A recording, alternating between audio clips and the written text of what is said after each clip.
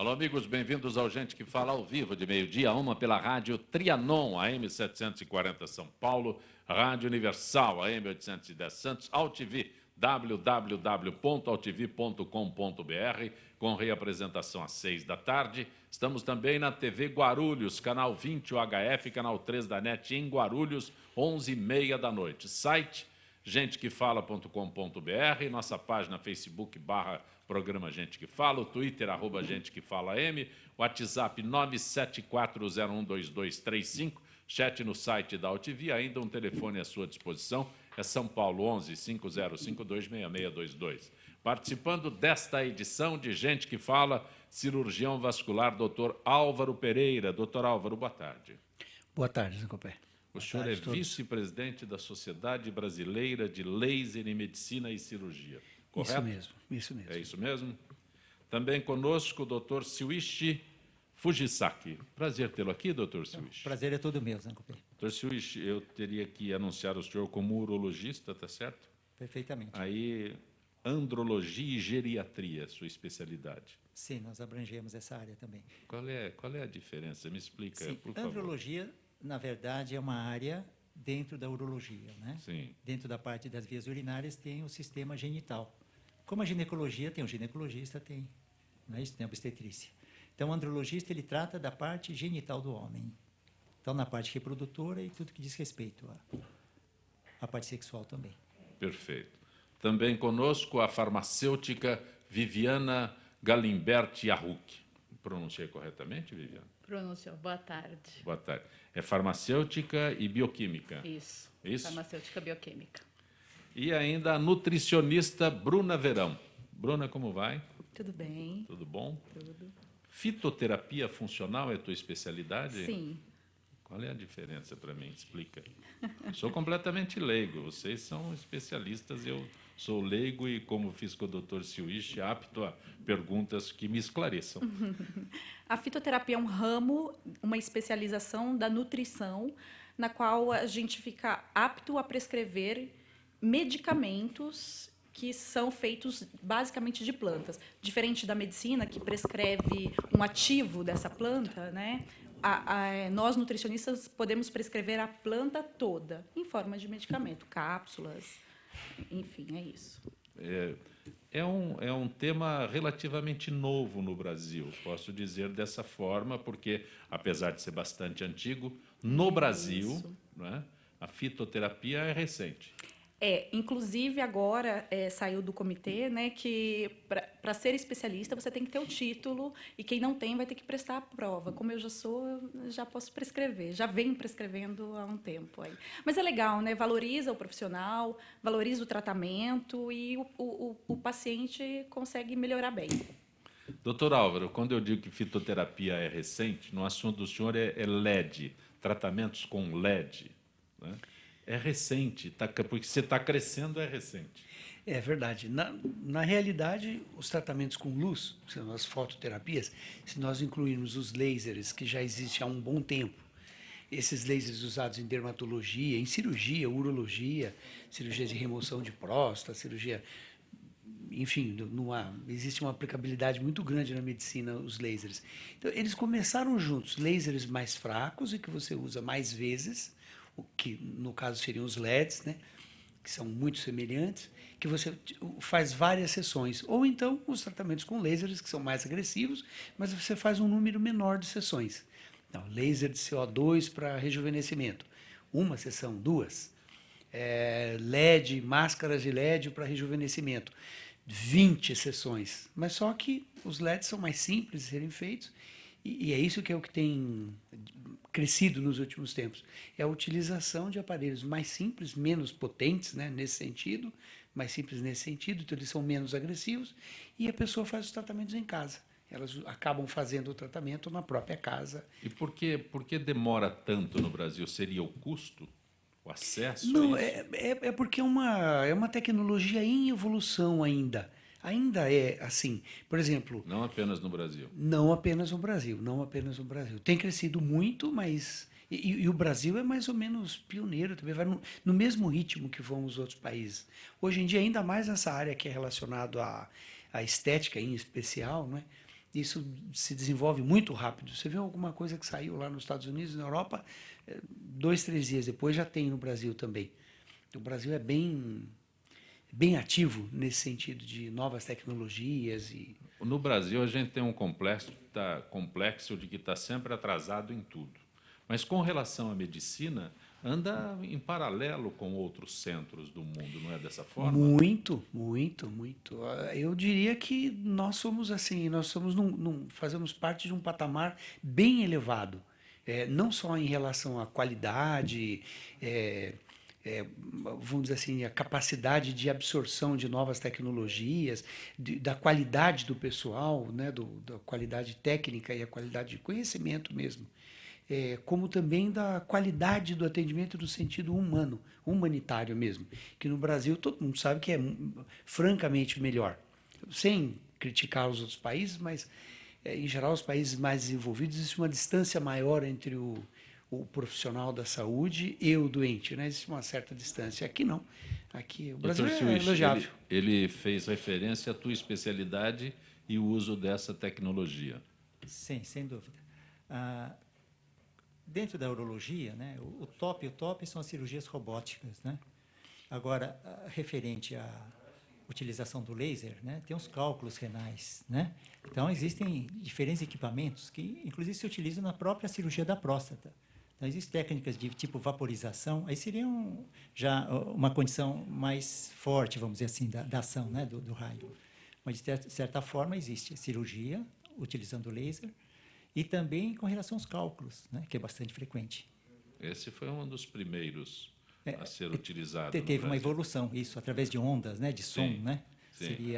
Começou com aquela banheira, né, 1980. Tinha que ficar mergulhado na banheira. Mas em 2, 3 anos sumiu, evoluiu. Né? Não precisava mais da banheira. Acho que, quem sabe, só a ducha, né? Só o laser. Né?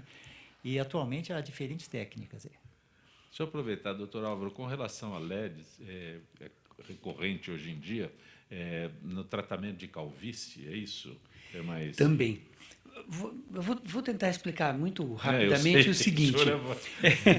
O LED, porque a gente fala LED, laser, dá uma impressão de que...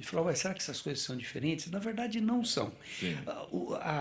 Tudo isso é relacionado a que cor que você está utilizando ou qual o comprimento de onda que você está utilizando para fazer o tratamento. É lógico que os mais fracos, por exemplo, quem estiver vendo a TV, né, vai perceber que os LEDs, né, que são mais fracos do que o laser, que é essa a única diferença, eles são usados para coisas mais superficiais.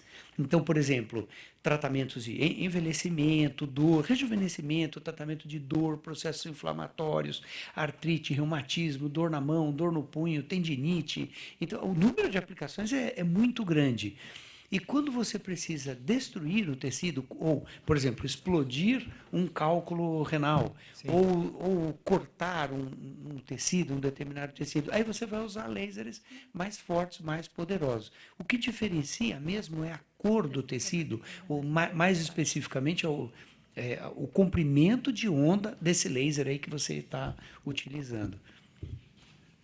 Bruna Verão, mas estamos já no inverno, né? É verdade que essa época do ano, essa estação, favorece o emagrecimento? Favorece sim. Existe uma temperatura, né, que o nosso corpo fica, que é em torno de 35 a 37 graus, para manter a fisiologia adequada do organismo. Quando esfria, é óbvio que o nosso corpo tende a esfriar, os órgãos principalmente. Existe um sistema de termorregulação que faz com que aqueça esses órgãos, principalmente órgãos vitais como coração, rins, pulmão. Isso faz com que o corpo tente aquecer. Isso faz aumentar o metabolismo e há um gasto maior de energia queimando calorias do corpo, gorduras mesmo. Isso por aumento de catecolaminas, por aumento de tiroxina, enfim. Por isso que no inverno a gente fica com as mãos e os pés mais gelados, porque por essa prioridade de aquecer esses órgãos que são mais vitais. E isso aumenta o metabolismo. Porém, o nosso corpo, ele é inteligente, eu não chamaria de tão inteligente, senão a gente ficava magro, só de esfriar. Ele tenta compensar esse aumento de gasto energético fazendo a gente sentir mais fome, e por alimentos um pouco mais calóricos, porque ele pensa que a gente vai emagrecer até ir consumindo todo o corpo.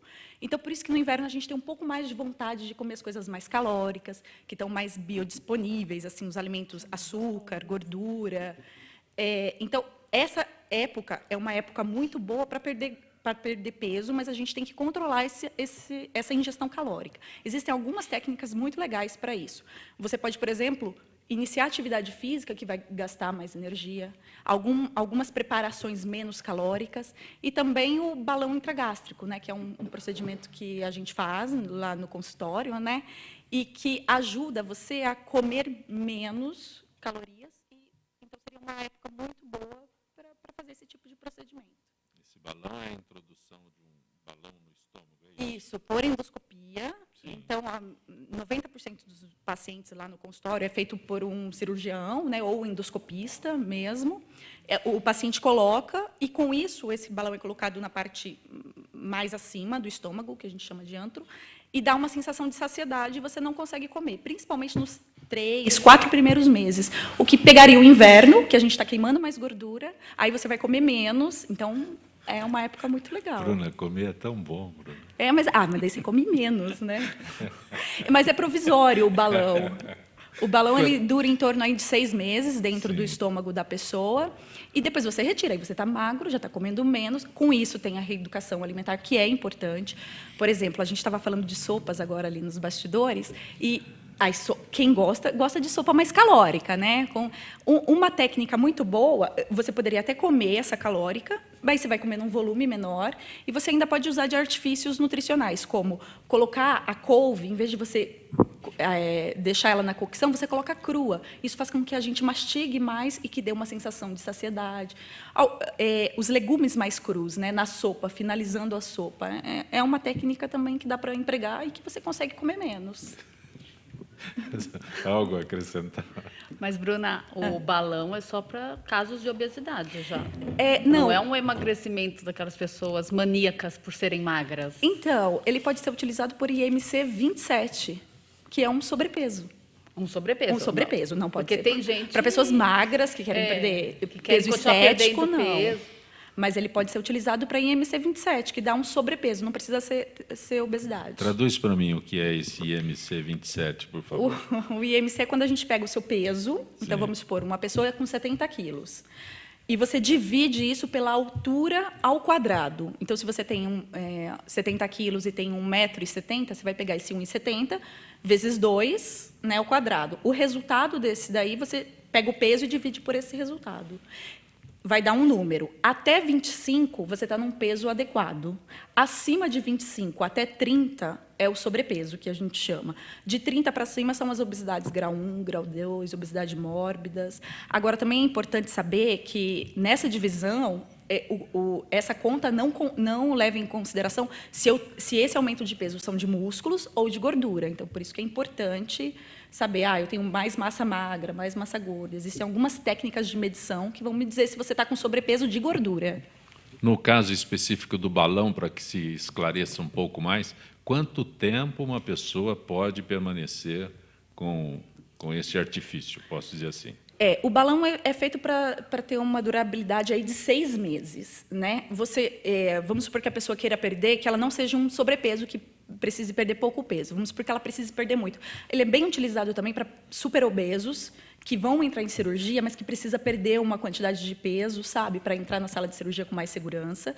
E ele também pode ser utilizado para perder pouco peso. Vamos supor que o paciente precisa perder médio, hipoteticamente, 15 quilos, e que ele perca 10 quilos, ele pode ser recolocado novamente, um segundo balão, e para perder novamente esses 5 quilos. A gente tem casos de pacientes que perdem um peso, que não chega muito no adequado, mas que ainda sentem uma insegurança em relação à dieta. E aí ele coloca o balão para manter e para dar uma perda melhor. No máximo 6 meses. No máximo 6 meses. E eles podem com segurança comer... Pode comer qualquer coisa. Tá a dieta liberado. é bem livre. Assim. A primeira semana só que a gente deixa líquida, porque o balão, o corpo, ele tenta como se fosse retirar aquele balão do local, né? Então, às vezes você tem cólicas, dores, refluxo. Dos sintomas, né, das alegações do balão é deixar mais lento a digestão. Então, às vezes, os pacientes se queixam de um refluxo, de uma má digestão, de uma dispepsia, que a gente chama, né? Como se tivesse nauseado também. Se assemelha muito àquela da gravidez, por exemplo. E a faixa etária? Tá liberado? Tá. Pode ser utilizado por muita gente. Porque eu acho que no Brasil esse problema é sério, né? É Sai obesidade. qualquer coisa assim na mídia, balão para emagrecimento, fitoterápico, retirada de mama para não ter câncer, todo mundo quer fazer. Sai todo mundo querendo utilizar, né? E não pensa nos prós e nos contras daquele tratamento. Acho que esse é um problema muito sério que a gente tem aqui no Brasil. Eu acredito, como ele é realizado por profissionais, né? Então, ele vai ter uma indicação adequada. Sim, Deverá mas a procura ter, né? toda, saiu na mídia, Angelina Jolie tira as mamas porque ela pode ter câncer. Todo mundo quer fazer o exame. Porque o balão, eu acredito, ele tem as indicações também. Tem né? as indicações. Não são para todos. E existem as contraindicações como as também. cirurgias bariátricas e outras. Né? Tudo Doutor, tem indicação. Os senhores são profissionais extremamente respeitados, mas eu vou falar do ponto de vista do paciente. Sim. Aí eu vou no senhor e o senhor não quer colocar. Mas eu quero. Aí vai no outro. Aí eu vou no outro, que também é um profissional consciente, também não quer colocar. Até que eu chego em um que eu convenço... Sim, sem dúvida. Sempre vai ter. Sim. Que eu convenço Sim. de que eu quero. Como ela disse, a Perfeitamente. gente vai. Não, eu quero, até que você ache alguém que não tem a mesma consciência que vocês expressam e acaba fazendo. Se dá certo, se não dá certo, aí é outro problema, outra discussão. Seria a famosa automedicação, né? Sim. Não, No deu Brasil, certo Se pro meu der vizinho, certo, sim. Sim. Deu certo para o meu vizinho, por que não vai? Eu lembro quando começaram com os fitoterápicos, o nutricionista não podia, porque a Anvisa não permitia. Eu não lembro agora o nome dos fitoterápicos que saíram na mídia. Existem alguns ainda que a gente não pode prescrever. Cava-cava, erva de São João, que são de prescrição de médicos. Então, mas que não podia aqui no Brasil e que se chegava em farmácia de manipulação e eles faziam.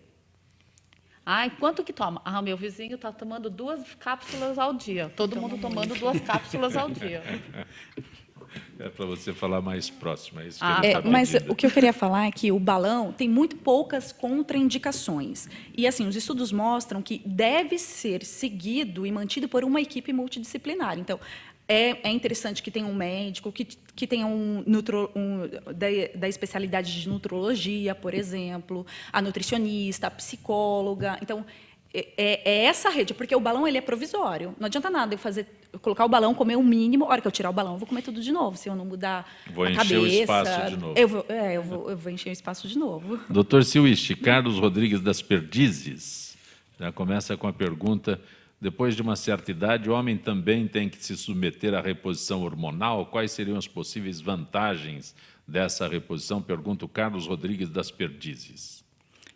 Exatamente. Bom, tem a indicação da reposição hormonal para os casos que não há mais condição de produção do hormônio, né? Então, seria uma deficiência definitiva. Por isso que se faz a reposição. Porque nos casos em que se há condição de produzir, né, uma produção, uma administração dessas substâncias, né, que são várias, elas podem inibir uma condição natural, uma resposta normal do organismo. Então, não está indicado. Então, a reposição é só para aqueles que têm uma falência de produção. E, normalmente, se ocorre numa terceira idade, alguma condição mais para frente. Terceira idade, não fala isso para mim. Porque a terceira idade, na verdade, hoje, já não é mais... Na verdade, antes da metade da vida, né? Chegando aos 100 anos, a terceira já foi a forma adiante, de falar, já né? foi. Deixa eu aproveitar o momento com o Dr. Silvich. Vasectomia continua a ser tabu no Brasil? Não, ela não é tabu, porque no passado o tabu da vasectomia é que se tinha um medo, né, que se fazendo a vasectomia poderia trazer uma impotência, por exemplo, né? Sim. E o outro receio é com relação que vamos colocar assim, os criadores, né, de animais, suinocultura, então, eles fazem a castração para engorda. Então, se existia um certo receio também. Vou fazer castração, vou perder a virilidade e também vou alterar meu metabolismo. Tal. Mas não tem nada a ver. Então, a vasectomia tem mais receio. A única condição é que o homem, ou seja, ninguém quer ser operado, né? Fazer uma cirurgia. Sim. Então, ele corre da cirurgia, ele corre da vasectomia. Qualquer cirurgia é uma agressão. Qualquer Não, que não é seja. questão de ser agressão, né? Existe um receio natural, sim, né? sim, de se sim. submeter. Então, eu não quero fazer, né? Sim. Mas esse número é correto? 30 mil submeteram a vasectomia em 2014? 30 mil? Esse número é correto? Não. Em que área? Em que população? Muito pouco, né? Depende. 30 mil brasileiros submeteram a vasectomia em 2014. Muito mais. Muito mais, certeza Vê se a absoluta. população tem, né, mais de 100, 200 milhões, né? Vamos colocar aí. Eu não sei se aqui é só na É- rede é um oficial. estudo- um estudo A rede em uma oficial- região. A rede oficial já... Mas não do Brasil todo, é uma região. E nem todos são documentados também, né? Infelizmente. Sim. Né? Se faz vasectomia sem uma documentação. Então, não se tem uma estatística correta. Quem faz não quer contar. né? Agora, é lógico, dá para ter uma ideia. Né? Um casal, ele tem quantos filhos? Né? Normalmente um filho, 2 e tal. E qual é o método que eles estão utilizando? Ou é vasectomia, definitivo, ou é laqueadura. E hoje em dia é possível reverter a vasectomia? Sempre foi possível. A Né? mais famosa é a do Pelé. Sim. Né? É, Mas é ele fez, possível. sim. Ele fez, Ele e fez, o mas depois ele fez a tratamento era fertilização. caríssimo. Sim. O tratamento era caríssimo, então inibia qualquer um, e para o Pelé era possível. Né? Não, vasectomia não é caro, né? Ele fez Não, a fertilização. reversão. Ah, a reversão. Reversão. A reversão já é antiga, né? O que evoluiu Sim. foram as técnicas cirúrgicas, né? Através de microcirurgia, com equipamentos mais delicados, os resultados melhoram, né? E é praticamente 100%, 90%, 80%, vai depender das condições de saúde do paciente, não tanto somente da técnica cirúrgica. E os brasileiros procuram hoje em dia? Porque Desculpa, sim. eu Pois não, comentando também. Eu acho que também tem a ver com o tempo que a pessoa já tem a vasectomia. Sim. Que esse eu acho que é um ponto importante.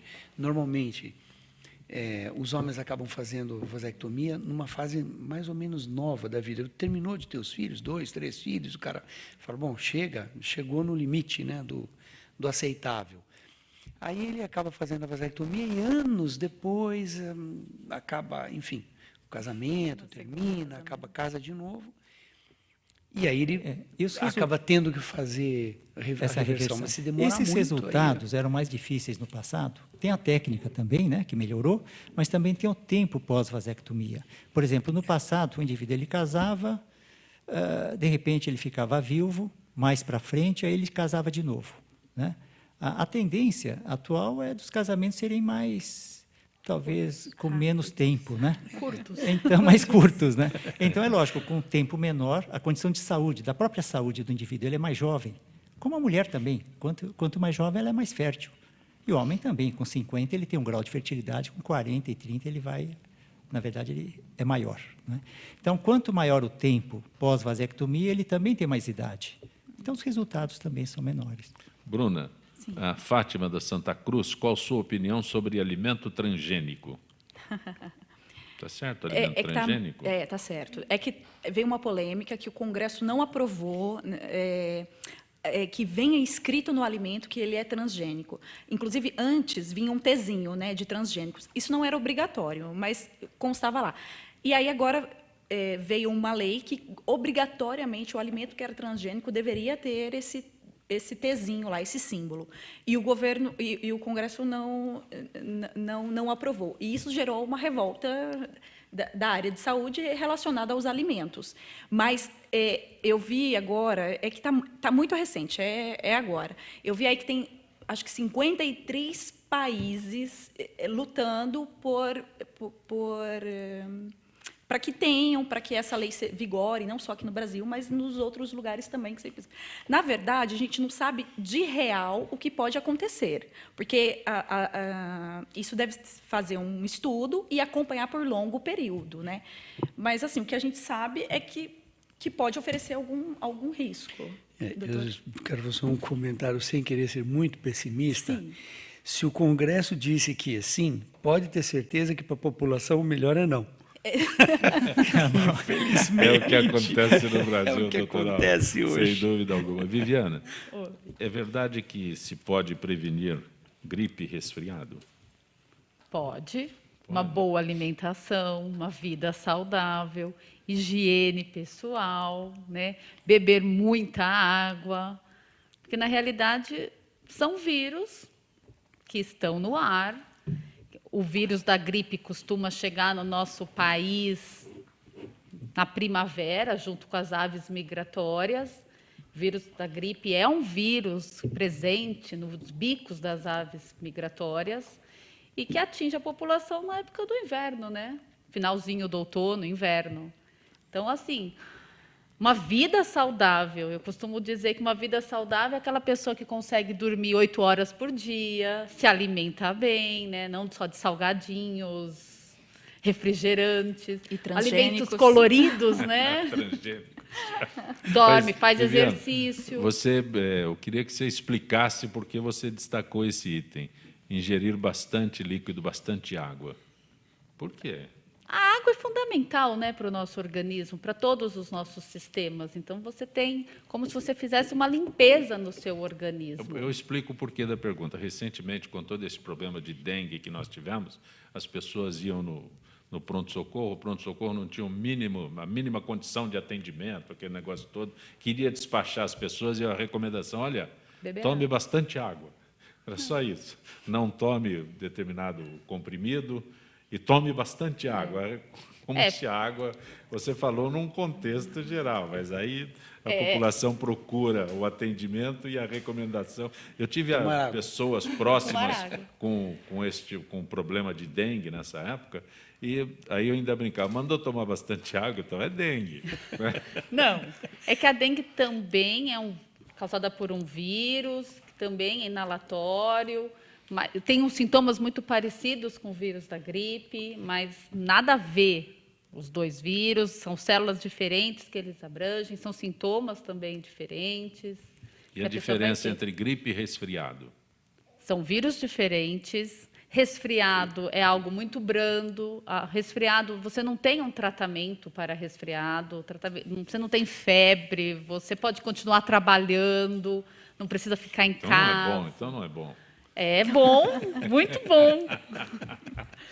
Não serve de desculpa para não ir trabalhar. Não serve. Não dá atestado. É uma doença infecciosa, mas pode continuar vivendo numa boa. Gripe já não. Gripe você vai ficar acamado em casa de 3, 4, até uns 7, 10 dias. Você vai ter febre alta, dores no corpo, aquela tosse seca. Isso pode progredir ou pode dar espaço para que outras infecções, que a gente chama de infecções oportunistas, aconteçam. Então, o paciente pode progredir para uma pneumonia, e aí eu já vou precisar de uma internação, o uso de antibacterianos, que são os famosos antibióticos, né, que todo mundo achava que podia tomar liberado. É a automedicação, que, aliás, o doutor Silvich também se referiu, e você? Porque se for uma gripe sem origem, né, virótica, bacteriana, ela pode ser um resfriado, gripe, vamos colocar, um resfriado causado por uma temperatura, uma friagem, baixo. por exemplo. Uma alergia. Né? Então, os cuidados seriam só preventivos, sintomáticos. Né? Não se utilizariam antibióticos, medicamentos. Né?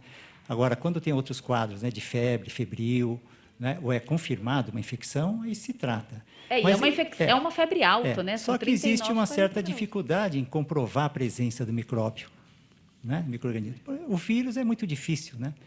Então, na realidade, o diagnóstico para gripe, para que a gente possa fechar um diagnóstico que a pessoa está com gripe, e aí é quando a gente tem um surto, como foi o gripe A, é presença de anticorpos.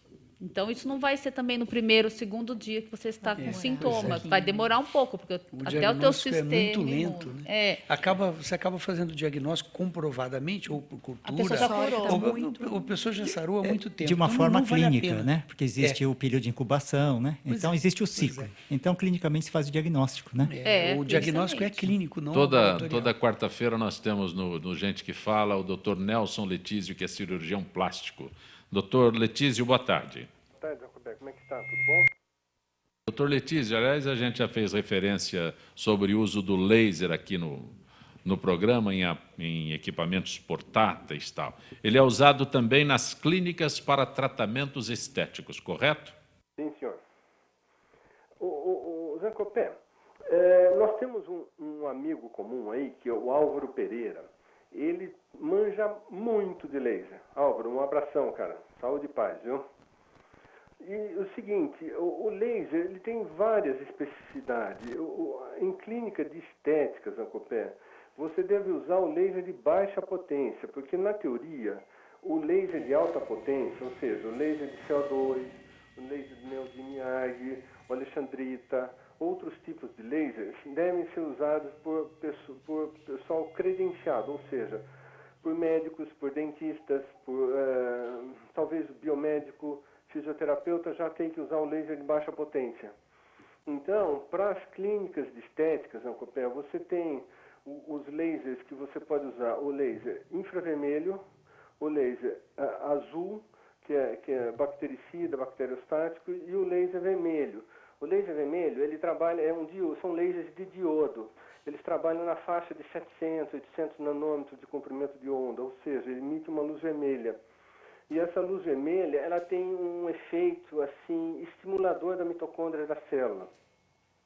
Então, você vai melhorar a qualidade da pele, você melhora a regeneração dos tecidos. Por exemplo, no nosso caso, para pós-operatório, a gente usa muito o laser vermelho na regeneração dos tecidos, que ele estimula o metabolismo celular. Agora, já o laser infravermelho, ele penetra um pouco mais no tecido cutâneo e você já tem um efeito anti-inflamatório. Então, Zancopé, o assunto laser, o Álvaro pode falar para a gente, hein? O assunto laser é um assunto muito extenso. Então, a gente tem que saber exatamente o que a gente quer. O que a gente sempre fala, a gente que está no mundo do laser, a gente sempre pergunta o que você quer com o laser, que tipo de tratamento você vai fazer e o que você está buscando. Porque é muito difícil você querer comprar um laser de neodymium e fazer uma ablação cutânea ou fazer um CO2 e tratar vaso. Então, são lasers específicos.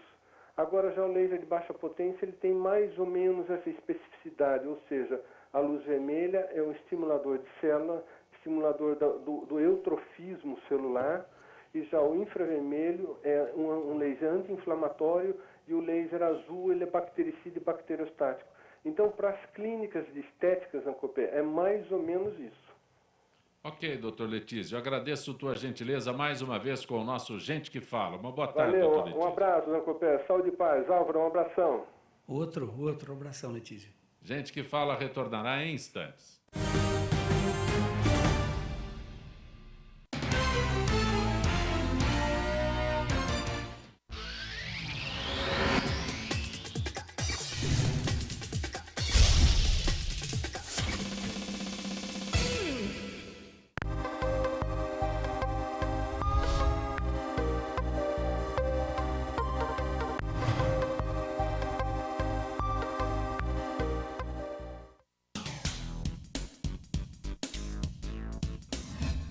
Eu sou Cláudio Longo. Eu, Paulo D'Angelo. E eu sou Tarso Gouveia. Nós apresentamos todas as terças-feiras, às 9 da noite, aqui na altv.com.br, o Família Palestra TV, um programa esportivo onde você sabe de tudo sobre o Palmeiras, aqui na TV da internet.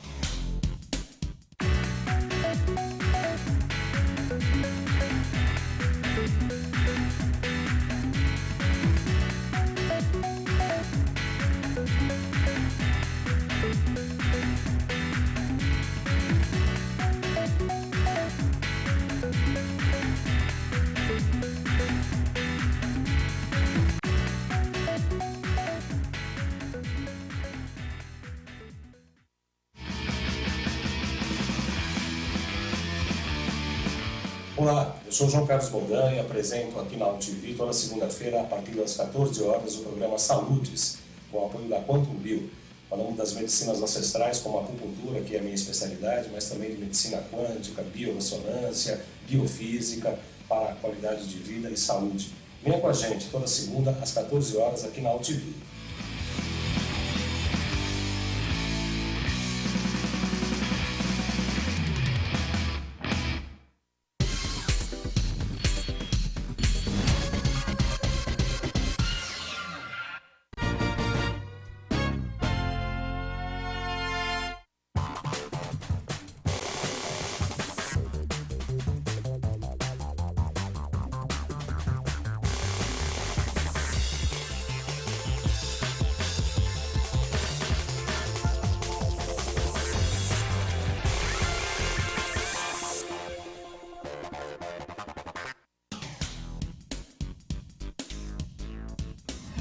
Sim, meus amigos, muito prazer, sou Sérgio Oliveira e estou aqui para lembrar vocês que toda segunda-feira, 9 horas da noite, eu estou aqui na TV da internet com o Futebol Alternativo TV. Sim, Série D, Série C, Copas Estaduais, as divisões de acesso, tudo aquilo que nenhum outro programa esportivo fala, tem a coragem, a capacidade de falar, nós falamos aqui na TV. Toda segunda, 9 horas da noite, só aqui na TV da internet. Tudo tem a ver com alguma coisa. De onde vem a água que a gente bebe? Da torneira. E nada a ver, vem dos rios que nascem da mata. Sabia que a gente só respira por causa das árvores? A árvore respira? Respira. A árvore respira. E o que você tem a ver com isso? Meu ar. Minha água. Minha árvore. Meu ambiente. Mata Atlântica. SOS Mata Atlântica. Mais 25 anos.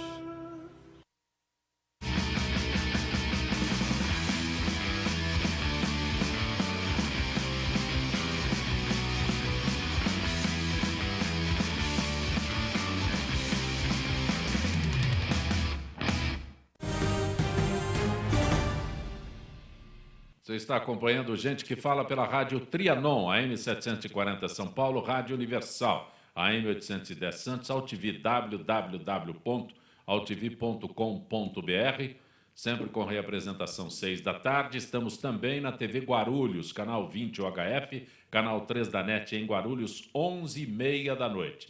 Nesta edição de Gente que Fala, o Dr. Álvaro Pereira, que é cirurgião vascular, a doutora Viviana Galimberti Arruc, que é farmacêutica, doutora Bruna Verão, que é nutricionista, o doutor Silwichi Fujisaki, que é urologista. Estão chegando algumas perguntas aqui. Aliás, uma delas, a Viviana fez referências há instantes. Márcia Lapa, há pessoas que procuram o Google para tudo, para automedicação. E o lamentável é que a Márcia da Lapa diz, eu mesma faço isso.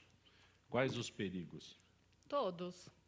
Ela está se automedicando, ela está se autodiagnosticando. E o problema é que na mídia, hoje em dia, você pode encontrar coisas verdadeiras, né? E mitos também. Então, o uso de automedicamentos, você pode levar resistência, né? E aí vem surgindo o que a gente chama hoje em dia de superbactérias.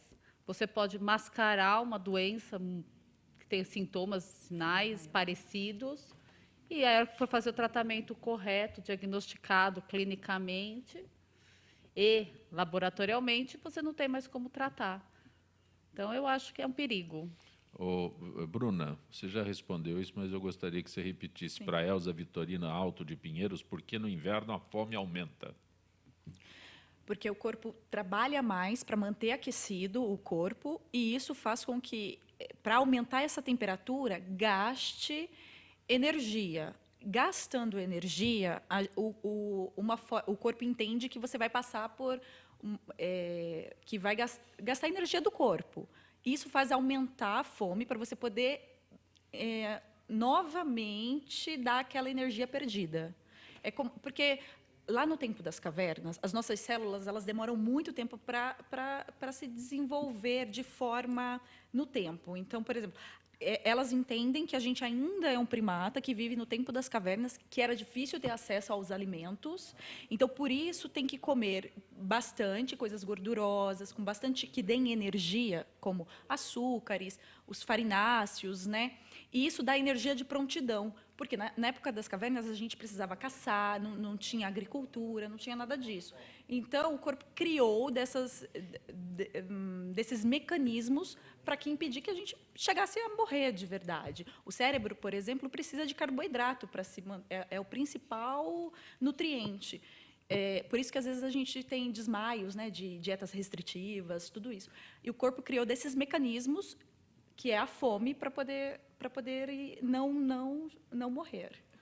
Doutor Silwichi, o Jaime do Jardim Bonfilholi, ele se refere ao Marrocos, que se notabiliza por operações de mudança de sexo, e pergunta se no Brasil esta é corrente, essa intervenção cirúrgica é corrente. Não. Mudança de sexo aqui no Brasil, ela só é permitida em duas condições. Uma delas é quando existe o duplo sexo, né? Os dois órgãos em um mesmo indivíduo, ou seja, ele já nasceria com uma parte feminina, né, genética, produção por exemplo, do óvulo, né? E do espermatozoide, o testículo. Ele tendo essas duas estruturas, né, sexuais, genitais, ele pode ter uma opção. Eu quero uma ou outra. Aí ele está apto, vamos dizer, juridicamente, a ter essa condição. A outra condição, a nível universitário, a nível de pesquisa. Né? Mas aí já não é. Perfeito. Então, responde de novo para o Adriano Santos, doutor Siwish. A vasectomia pode se reverter? Sim, exatamente, ela pode reverter. No passado se tinha muito receio. A única forma de reverter seria a reversão da vasectomia, né, através de uma cirurgia. Atualmente existem outras técnicas, né, no caso de fertilidade, como a fertilização, e se poderia também utilizar uma técnica de congelação, um congelamento do esperma antes da vasectomia. Aí deixaria guardado o sêmen, né, no caso, como a mulher pode guardar também os óvulos, por uma concepção futura. Viviana, Alda de Guarulhos pergunta se medicamento para gripe e resfriado é o mesmo. Não, para resfriado não tem medicamento. Para resfriado é vida normal, beber água. Para gripe, diagnosticado, dependendo do caso, você tem hoje em dia medicamentos. Mas a gente tem que pensar que o vírus ele está dentro de uma célula nossa. O vírus não tem metabolismo. Na realidade, o vírus não é nada. O vírus é uma proteína. Ele não faz nada sozinho. Quem está fazendo para o vírus é a nossa célula. Então, a hora que eu começar a usar medicamentos, eu estou destruindo as nossas células.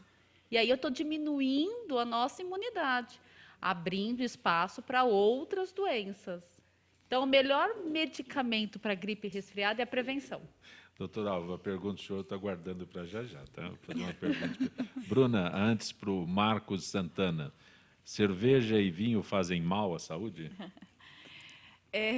Depende, né? Todo alimento... Eu posso responder, em excesso, nada faz bem. Era isso que eu ia falar. Em excesso, nada faz bem. Até se você ficar comendo 1 quilo de melancia por dia, às vezes sai na mídia, né, que brócolis faz bem. Depois você não consegue comprar o valor do brócolis vai lá em cima, né? Então, é assim, o alimento e as bebidas tomadas e consumidas com moderação, nada faz bem, não faz mal. Até porque eu fiz também um curso de terapia comportamental, né?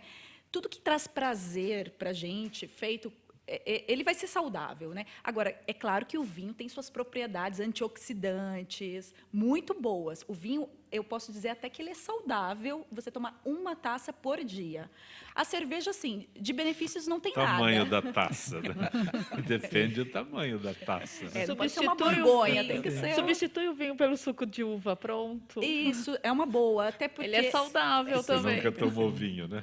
Não, Doutor... não, mas pro organismo, suco de vinho. Mas os benefícios Você nunca tomou vinho, né? Mas os benefícios do vinho se encontram principalmente na casca. E, às vezes, alguns sucos não são feitos da casca. E da semente também. E dizem que a maturação da uva, a uva para o vinho é diferente. Ela é mais rica em resveratrol, que é um antioxidante muito importante. Então, o vinho ainda é mais potente que o suco de uva. Então vamos diminuir a taça, porque não, senão sim, você vai tomar uma garrafa. 50 Doutor ml. O doutor Siwish quer fazer a pergunta específica que eu estava reservando para o senhor. Por Pode favor, ser, doutor Siwish, por favor.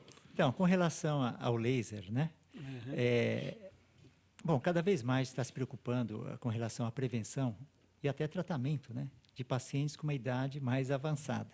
E essas doenças que acometem mais, tem o Alzheimer, tem o Parkinson, né, que na verdade é uma degeneração, uma doença degenerativa, progressiva, não tem tratamento a princípio, né? Então o tratamento seria procurar melhorar ou tirar os sintomas, né, desde dores, né, falta de equilíbrio. E existem medicamentos que ajudam a esse equilíbrio.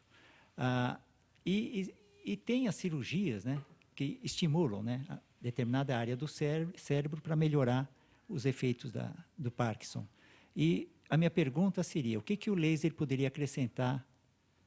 Porque, na verdade, tem cirurgias que são contraindicadas pela condição do paciente. Ele não tem uma condição de resistência. Então, simplesmente não trata pela falta de condição. Agora, o laser, se tiver uma condição de menos potência, eu não sei, então eu faria essa pergunta. Então, existem várias pesquisas em diversos setores assim relacionados a coisas cerebrais. Em relação ao Alzheimer, agora está saindo, há pouco tempo, uma divulgação de um equipamento de radiofrequência para tratamento de Alzheimer. Essa radiofrequência iria lá no local correto, de onde tem as placas degenerativas, umas placas gordurosas, que provocam o Alzheimer, você conseguiria limpar essas placas e melhoraria o Alzheimer. Para Parkinson também, e inclusive para a resposta cognitiva. A resposta cognitiva, assim, da inteligência, da resposta mais rápida. Esse grupo de resposta cognitiva, há pouco tempo teve um congresso aqui no Brasil, a doutora que é presidente da Sociedade Americana de Laser, mostrou vários casos, vários assim, como andam, porque é uma pesquisa militar, então não tem tanto assim visível ainda, né? Os interesses. Alguns lasers, os interesses militares, que melhora a resposta cognitiva, melhora a inteligência de soldados que são tratados com esses lasers, então ele tem resposta mais rápida, pensa... E eles estão estudando lá e que isso consegue mesmo. Porque é uma das fórmulas, uma maneira de você atingir uma área lá dentro, no interior do corpo, sem que você obrigatoriamente tenha que abrir o organismo. Né? Isso seja já mudou menos muito invasivo, para né? nós, para toda a divisão de cirurgia inteira, né?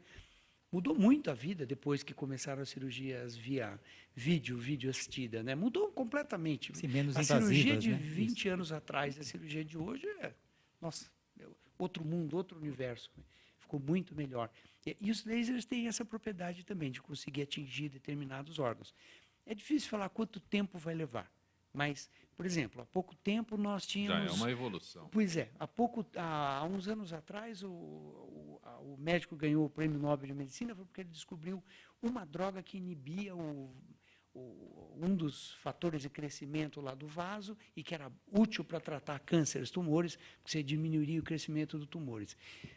Eu não me lembro quanto tempo faz, uns 6 anos. Hoje acho que tem umas 30, 40 drogas equivalentes, assim, diferentes e melhores, mais sofisticadas, que hoje já estão sendo utilizadas no tratamento da retina do diabético, que prolifera os vasinhos, né? E a pessoa fica cega, no tratamento da cegueira do diabético, com uma droga que foi primordialmente ou inicialmente para tratamento de tumores e cânceres, e isso levou 5, 6 anos. Então, a velocidade é muito grande. Desde os anos 90, praticamente seriam 25 anos atrás, né?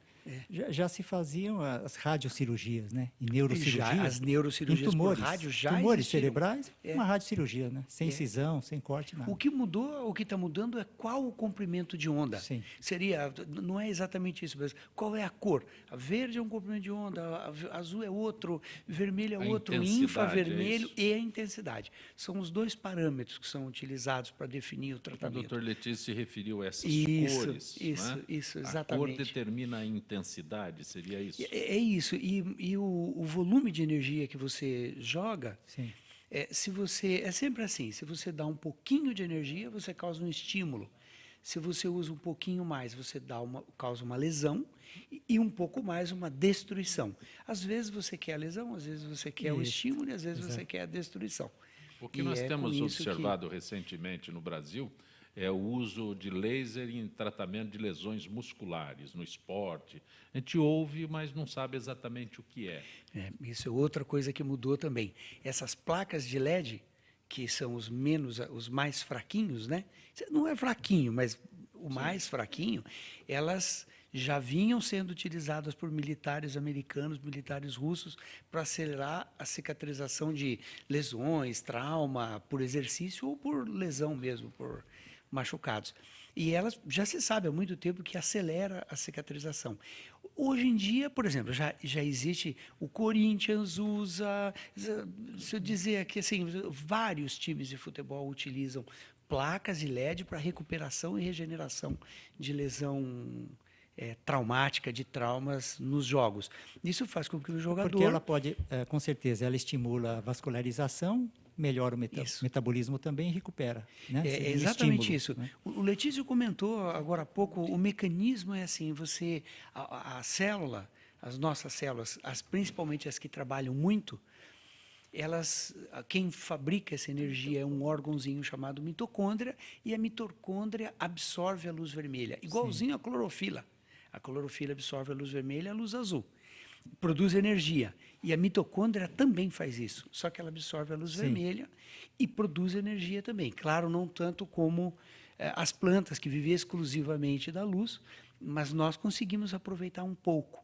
Então, se a célula tiver uma atividade muito grande, cabelo, por isso que esses aparelhos são usados para cabelo, para estímulo, unha, para estímulo, para processos inflamatórios. Então, todas as artrites, pulso, ombro, joelho, tornozelo, machucou, tem um processo inflamatório. Você quer acelerar essa cicatrização? Placa de LED lá nisso. E aí, só que o certo é fazer todo dia, durante uma semana, 10 dias. E por isso é que tem surgido esses aparelhos domiciliares. Aquela aplicação do calor local também era para também estimular. E o frio, a bolsa que era de gelo o infravermelho. E o gelo, né? Nos tempos de futebol. Das pedras. Era a bolsa de gelo. Mas até hoje se utiliza a bolsa de gelo. Mas até hoje é utilizado. Mas, por exemplo, não sei se quem está acostumado com essa história de futebol sabe disso. Quando o esforço foi muito grande, ele jogou demais, prolongou, correu demais, o jogador tem que entrar dentro de uma banheira de água gelada. É gelo e água, que é uma das formas de acelerar o processo de regeneração. Porque daqui a 3 dias você tem que estar jogando de novo. Sim. Então você está tendo lesão, destruição de massa muscular, daqui a 3 dias ele tem que jogar. Então ele fica... Deve ser uma delícia entrar dentro de uma banheira de água gelada. Agora, vários clubes já fazem isso, mais placas especiais de LED, que são placas grandes. Para um jogador de futebol precisa de um volume muito grande, tipo uma calça que é toda revestida com LEDs, né? E que estimulam a regeneração. Sim. Não sei se eu posso falar, mas o Corinthians, por exemplo, eu sei bem que usa, porque eu sei bem da história. O Fábio Santos, por exemplo, que sempre tinha lesões repetitivas, hoje ele trata com LEDs para recuperar, regenerar mais rápido e está ótimo de novo. Bruna, sim. Aliás, o Dr. Silvio, o Adriano agradece a tua resposta sobre a reversão da vasectomia, pois porque não, disse que prazer. chegou atrasado e o senhor o atendeu. Ah, é? Tá? Mas, Bruna, nós estamos num período, né, que a gente já fez isso, já se referiu a isso, inverno facilita o emagrecimento, e também é o momento de dietas milagrosas? As pessoas gostam muito de dietas milagrosas, né? Mas não existe milagre. Você se referiu à melancia, e eu já conheço de abacaxi, de melancia, comer fruta o dia inteiro, né? Isso é um negócio... É complicado, né? Tudo que não existe milagre, gente, para o emagrecimento, para a saúde. Existe atividade física, que é uma coisa que ajuda muito a queimar as calorias a mais. Existe o comer normal. Eu acho que as pessoas esqueceram isso, né? Hoje em dia que é pílula para isso, pó daquilo, suco, detox daquilo. Eu acho que é tão importante a gente comer. As pessoas esqueceram que arroz, feijão, carne, comer à mesa, comer com os familiares. O prazer estimula a sensação, o lóbulo, se eu não me engano, frontal do cérebro, que é responsável pelo prazer, que já inibe a vontade de comer. Às vezes as pessoas comem. É muito difícil chegar no consultório alguém que come muito porque tem muita fome. A pessoa come por depressão, por felicidade, por inúmeras coisas e quase não come por fome. Então, assim, eu sempre falo, vamos comer normal, troca jantar, comida por cápsulas. Aqueles As pessoas sucos não falam hoje disso, estou com fome, né? Não, tem mais tenho essa vontade expressão. inclusive, a fome foi sanada, é claro que não em todo o Brasil, mas hoje em dia é muito fácil você ir no mercado e comprar qualquer biscoito recheado que tem um bom aporte calórico por R$2, né? Ou você ganha mesmo, compra. Está sempre próximo, está sempre disponível, tá sempre, né? Tem Essas sempre balas, esses a gente não tem que biscoitos. percorrer, não tem que caçar, não tem que plantar nada, né? Elas brotam Eles... perto de Está você. sempre disponível. Mas, Viviana, repete para a gente sobre bactérias super resistentes. É um problema. Hoje em dia vem sendo... E eu quero que você reafirme isso, que a nossa ouvinte aqui falou sobre a automedicação e você fez referência a isso. Então, gostaria que você reafirmasse, porque isso é muito importante. Então, vamos lá. Para começar, a gente tem que lembrar que nós somos todos, e graças a Deus somos, infectados. Tá? Nós temos bactérias e alguns fungos, que são chamados de leveduras, no nosso organismo, e eles estão no nosso organismo para nos proteger. Então, costuma sair na mídia, né? Staphylococcus aureus multiresistente. Nós temos Staphylococcus aureus no nosso organismo. Tem que deixar o sapato para fora de casa porque eu vou transportar bactérias para dentro de casa. Mas a gente já tem as bactérias no nosso organismo. O que acontece? Até uns 2, 3 anos atrás, qualquer coisa que a pessoa sentisse, ela chegava no balcão de uma farmácia e comprava Bactrim, amoxicilina, tomava uma injeção de bezetacil. E aí, em 2 dias, estava resolvido o problema. Ela não sabia se era uma infecção bacteriana, se era uma infecção viral, se era um processo alérgico, se era uma alteração do organismo por causa do frio, por causa do calor. Ela tomava e ela resolvia, e aí aquele antibiótico passou a ser o milagre. Né? Como as dietas milagrosas, o antibiótico passou esses medicamentos que você se referiu foram substituídos pelo Diprospan. É isso mesmo? Falei corretamente? Falou corretamente. Que, na realidade, é ótimo, mas é catastrófico também. Pois na realidade, ele é indicado como um anti-inflamatório, um analgésico. Quer dizer, inflamação é do bem. A hora que o doutor falou aumentar a regeneração, acelerar a regeneração, é acelerar a inflamação. Quando a gente está com um processo inflamatório, que bom, o nosso organismo está respondendo, ele está cicatrizando aquilo que a gente lesionou. Está reagindo. O problema é quando essa inflamação começa a danificar o organismo. Então, crônica, calma para sair tomando remédio. Eu brinco que eu acabo com a farmácia, né? Eu sou uma farmacêutica falsa. Farmacêutica. Mas esse é o alerta, esse é o sentido que a gente procura para evitar exatamente o que a Márcia se referiu, Márcia da Lapa, que é a automedicação. Desculpe, se eu acrescentar uma coisa que eu acho que é bem de utilidade pública mesmo. Hoje, a compra de antibióticos ficou bem mais complicada, mais difícil, porque tem a portaria da Anvisa, então você precisa do receituário, tudo bem. Mas o que acaba acontecendo, muitas vezes, é o seguinte, o médico prescreve lá 7 dias de um determinado antibiótico, aí a pessoa vai lá e toma 5, porque ela já está bem, ela acha que ela está boa e ela para de tomar. Então, o que acontece? Se você tomou menos do que aquilo que era o prescrito, você matou 70% das bactérias. Vamos só ter uma conta. E quais foram as 30 que não morreram? As mais resistentes àquele antibiótico. Na realidade... Aí você deixa lá dentro algumas coisas que, eventualmente, você está piorando a situação para a próxima. Ou seja, se foi prescrito 7 para você, tome 7. Não tome nenhum e nem 14. Né? Você obedeça a regra, porque tudo tem uma lógica, tem uma razão. E quando o médico prescreve, o médico, o dentista, podem prescrever, é assim, são 7 dias de 8 em 8 horas. 8 em 8 horas não é de 10 em 10, não é de 7 em 7, não é de 5 em 5. Foi feito um estudo. São de 8 em 8 horas, é porque a medicação vai atuar naquela bactéria nesse momento.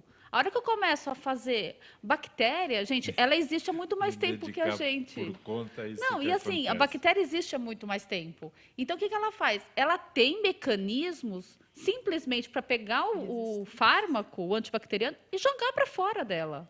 É como se ela cuspisse. Viviana, nós não temos mais tempo. Agradeço a tua gentileza. Tem um site que possa entrar em contato contigo, algum endereço? É o meu e-mail pessoal. Pois não. Meu e-mail pessoal, meu e-mail profissional. vigaruk@gmail.com. Que é de Viviana Galimberti Arruc. Isso. Grato por ter vindo. Obrigada. Doutor Álvaro, algum endereço que possa... Claro. Álvaro Pereira de Oliveira, Gmail. Grato por ter vindo ao Gente que Fala. Obrigado Você a vocês. também, Bruna Verão, tem um endereço que se Posso possa... dar o telefone do Por favor, à consultório, vontade. para quem tiver interesse no balão intragástrico, É. perder alguns quilinhos.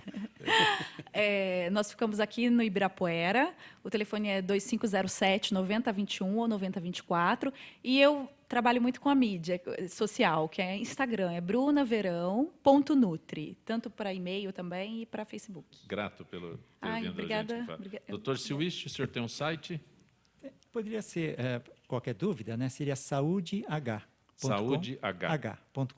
saúdeh.com.br. Estamos às ordens. Isso. Grato por ter retornado ao Obrigado Gente que Fala. pelo convite. Gente que Fala tem na direção-geral o jornalista Fausto Camunha, diretora de produção Zenilda Salvato, redação Raela Brandão, Pedro Esquiavon, na pauta José Carlos Sicarelli, produção cultural Ricardo Godoy, na rádio Trianon, Berebenê, Cléo Rodrigues, Neildo Neres, Ricardo Valim, na direção da UTV Alberto Luquete, na técnica James Eduardo, Marcelo Fontan, Sérgio Oliveira, Iago Matsumoto. Estaremos de volta amanhã, meio-dia. Gratos, até lá.